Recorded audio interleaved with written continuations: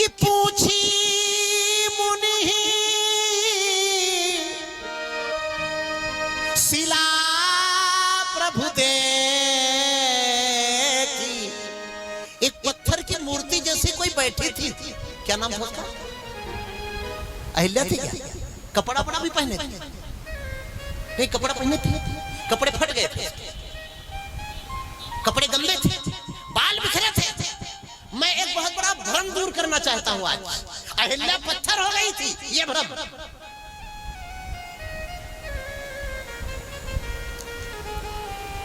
वाल्मीकि रामायण पढ़ना पड़ेगा इस भ्रम को दूर करने के लिए। आचार्य जी, श्रीमद् वाल्मीकि रामायण में गौतम ने अपनी पत्नी को केवल पत्थर बनने का श्राप नहीं दिया था। पहले तो श्राप का पता लगाओ कि पूछी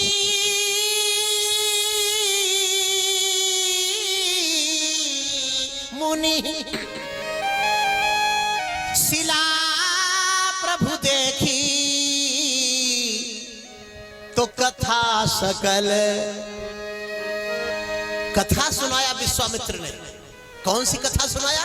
वही कथा वाल्मीकि रामायण में लिखी है जो मैं आपको बताने जा रहा हूं। अरे मुनि कही विषय की पूछी मुनि शिला प्रभु देखी। पूछी मुनि शिला प्रभु देखी कथा सकल।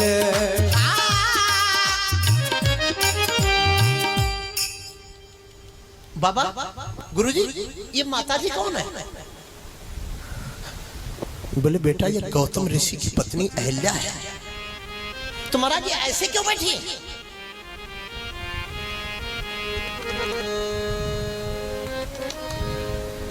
तो कहा इसके पति ने इसको श्राप दे दिया था।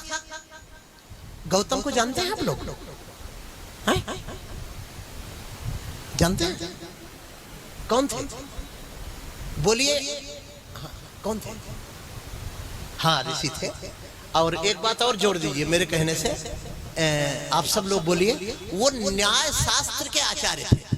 जैसे 6 शास्त्र है ना, न्याय, योग, सांख्य, मीमांसा, उत्तर मीमांसा, पूर्व मीमांसा, वैशेषिक। तो इन 6 शास्त्रों के एक शास्त्र के आचार्य का नाम गौतम है। न्याय के आचार्य के घर में अन्याय। तो आप क्या समझते हैं कि न्याय का झंडा आप लेकर चलेंगे तो अन्याय आपके सामने से हटकर भाग चलेगा? घर से चले थे हम तो खुशी की तलाश में, लेकिन गमराह में खड़े थे, वही साथ हो लिए। खुशी की तलाश करने जो चढ़ेगा प्रेमियों, तो उससे संकटों से लड़ना पड़ेगा। ये नोट कर लीजिए। न्याय दर्शन के आचार्य के घर में अन्याय करने वाला कोई राक्षस नहीं था। देवताओं का राजा अन्याय करने वाला था। लो, ये बड़ी भारी विडंबना। जिसके साथ अन्याय हो रहा है वो न्याय दर्शन का आचार्य है, और अन्याय करने वाला देवताओं का राजा है। ये तालमेल देखो।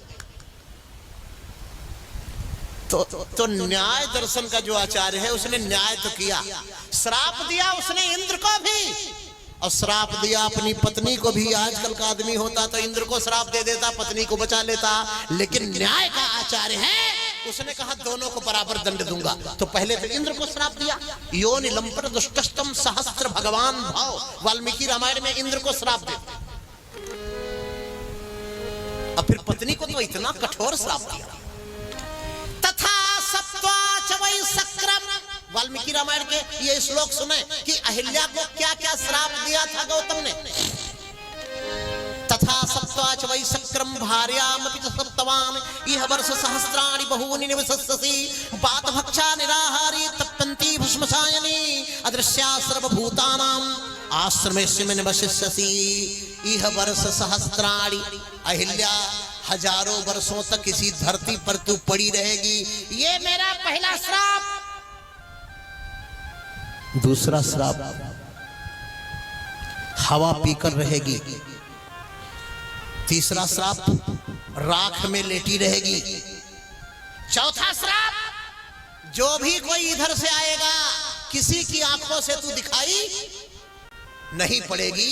अदृश्या सर्वभूतानाम, किसी के आंखों से तू दिखाई नहीं पड़ेगी, मतलब कोई भी व्यक्ति तुझे देख नहीं पाएगा।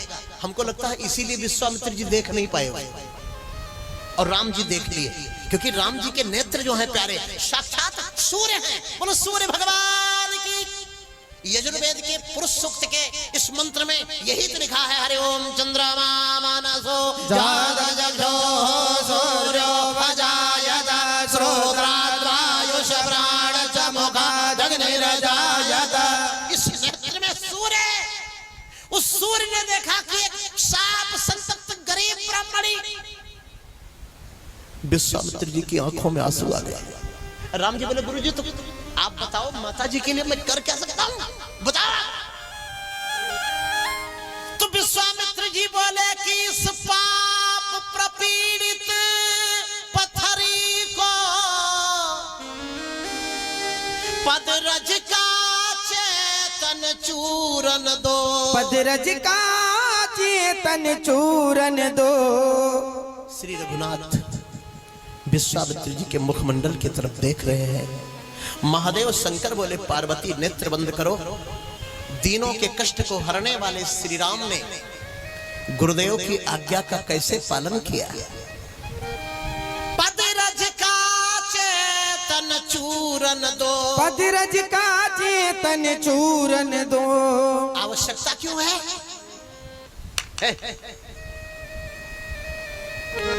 यह पतिता है पावन पद दो, जीवन मृत को संजीवन दो। यह पतिता है पावन पद दो, जीवन मृत को संजीवन दो। यह पतिता है पावन पद दो, जीवन मृत को संजीवन दो। यह पतिता है पावन पद दो, जीवन मृत को संजीवन दो। ऐसा तो देखा होगा कोई चेला गुरुजी से कहता हो कि गुरुजी कृपा करो, लेकिन आज आप पहली बार देखने जा रहे हैं प्रेमियों कि कोई गुरु अपने चेला से बोल रहा हो बेटा तुम्हारी कृपा की आवश्यकता है, क्योंकि गौतम नारी श्राप बस। तुलसी बाबा ने साफ साफ लिख दिया, उपल देह धरि धीर चरण कमल रज चाहती, अब कृपा करो रघुबीर, कृपा करो रघुबीर। ये बेटा गौतम की पत्नी है, आपकी कृपा चाहती है। अहिल्या बोली हाँ महाराज बहुत दिन हो गए इस फटे पुराने कपड़े में लिपटे लिपटे। मेरे पति ने जब मुझे श्राप दिया था तो मुझे बड़ा अच्छा लगा था, मेरी आंखें लगातार आपकी प्रतीक्षा कर रही थी रघुनाथ की, इस मार्ग से एक दिन आपका पदार्पण होगा, इसीलिए तो हमने प्रतीक्षा किया। अरे तेरी खातिर समरिया, ओ तेरी खातिर समरिया, मैं जोगन बनी राम, जोगन बनी खाक तनु में लगी की लगी रह गई, तेरी खातिर सबरिया में जोगन बनी राम, जोगन बनी खाक तन में लगी की लगी रह गई, लगी रह गई। राम तेरे बिना प्राण तन में मेरे, राम तेरे बिना प्राण तन में मेरे, ऐसे पापी हैं अब तक ये निकले नहीं। आया तूफान जोरों से माझी नहीं राम, माझी नहीं, नाव मझधार में ही पड़ी रह गई, हाँ पड़ी रह गई। ओ तेरी खातिर सबरिया में जोगन बनी राम, जोगन बनी खाक तन में लगी की लगी रह गई। मुनिश्राप जदीना अति भलकीना परम अनुग्रह में माना, देखो भरलोचन भव भय मोचन। यह लाभ शंकर जाना। बिनती प्रभु मोरी, माता अहिल्या बोली बिनती प्रभु मोरी मैं मत भोरी। महाराज हमारे पास अकल बुद्धि तो है नहीं, सो आप अपने मन से हमको वरदान दे दो ना महाराज। राम जी से बोले बिनती प्रभु मोरी मैं मत भोरी, नाथ न मांगो बर आना। और यही वरदान दे दे रघुनाथ कि आपके जो चरण मेरे सर पे लगे हैं ना, ये हमें मिलते रहे। पद कमल परागा अति अनुरागा मम मन मधु करे पाना। राम जी बोले माता ये तो वरदान मैंने तुमको बिना मांगे ही दे दिया, चलो अब बोलो। तैसे अहिल्या रोने लगी। लक्ष्मण जी बगल में खड़े थे। लक्ष्मण जी बोले मैया अब तो आपके कपड़े भी अच्छे हो गए, और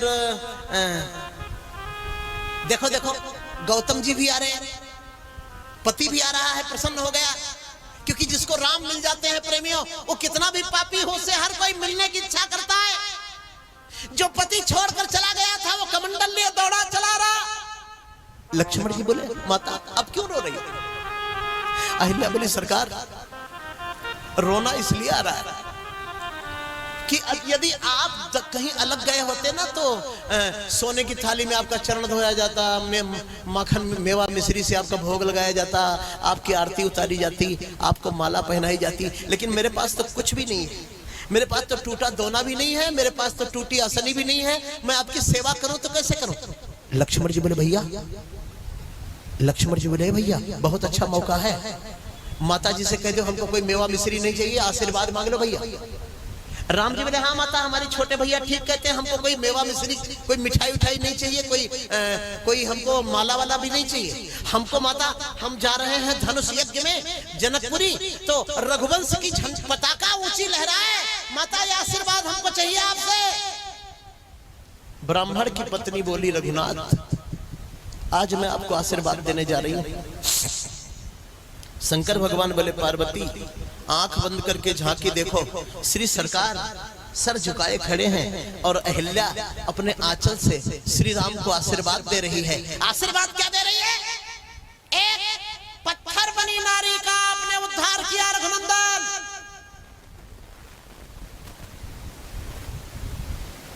वाह वाह वाह वाह।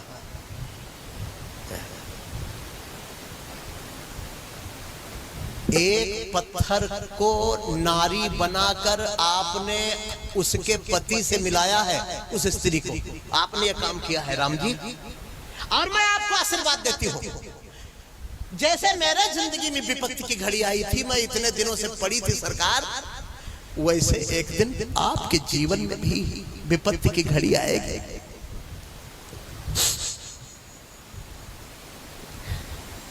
एक दिन जैसे मैं अपने पति से दूर हो गई थी ठाकुर जी, उसी प्रकार एक दिन आप अपनी पत्नी से दूर हो जाएंगे। तो जिस पत्थर को नारी बना के आपने उसके पति से मिलाया है, यही पत्थर समुद्र में पुल बनाकर आपको आपकी पत्नी से मिला देंगे। ये ब्राह्मणी आपको आशीर्वाद देती है। ऐसा कह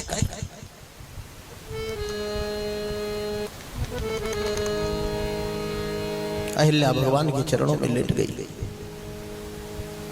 श्री महादेव बोले पार्वती कृपा की न होती जो आदत तुम्हारी, कृपा के न होती जो आदत तुम्हारी, कृपा की न होती जो आदत तुम्हारी। तो सुनी रहती अदालत तुम्हारी, तो सुनी रहती अदालत तुम्हारी, कृपा की न होती जो आदत तुम्हारी, कृपा की न होती एक लाइन जो आदत एक अंतराय